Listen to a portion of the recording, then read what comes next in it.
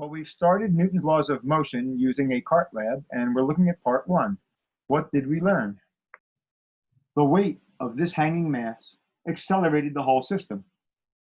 It accelerated the cart and all these masses, as well as the mass that was falling. We measured the distance and the time to calculate the acceleration of the system. This is the experimental acceleration. We wanted to keep the mass of the system constant and increase this force. So we put this mass back in the cart, then took another mass out of the cart over here, which increased the force. But it kept the mass of the system constant. We then graphed the force that accelerated the system versus the acceleration found from the experiment. We included zero acceleration with zero force, and we found a linear relationship. We then said, what's the slope of that line? Class average was about 1.7, and that was awfully close to the mass of the system, measured in kilograms. So maybe the slope of this line is the mass. So what's the equation for this line? F is on the y-axis, A is on the x-axis, and the mass would be the slope. We'll call that the mass of the system. It's not just this mass, not just that mass, it's both of them that were accelerating. Does the formula seem reasonable? The harder we pull, the bigger the acceleration. Seems like it works. That's Newton's second law of motion, and you had a chance to discover it.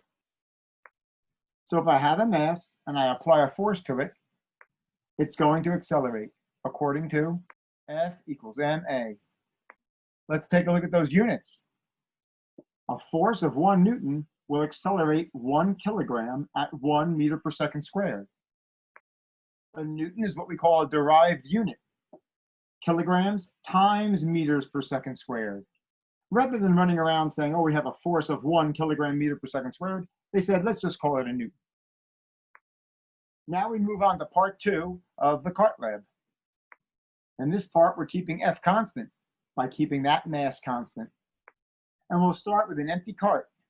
Do a trial. We added a mass, and then another, and then another. And we found out that with the force held constant, this extra mass reduced our acceleration. Collected the data, and we made a graph. It looks something like this. Recognize that curve? Let's take a look at F equals ma. Let's rearrange this and solve for a. F is held constant, m is getting bigger, so a gets smaller. You probably recognize this as a 1 over x graph. It's an inverse function. So in part 1, we saw what happens when we increase the force. In part 2, we saw what happens when we increase the mass.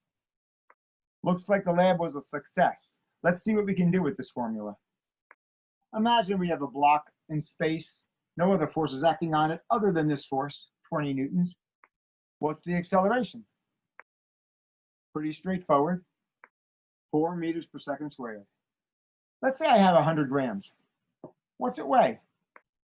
If I look at the spring scale, it'll tell me it weighs 1 Newton. Well, let's see if we can use F equals ma. What's the force acting on that object? The force of gravity, or its weight. What's the mass of the object? 0.1 kilograms. And what would be the acceleration of the object if we let it go? Well, now we learned something in a previous lab. It's going to be 9.8 meters per second squared. Do the math, and you get 0.98 newtons. Hey, that is pretty close to 1 Newton. But we don't have to use this approximation anymore. Now we know how to actually calculate the weight of an object from its mass. We say the weight is equal to mg. We just use 9.8 meters per second squared for g and use the absolute value for the weight.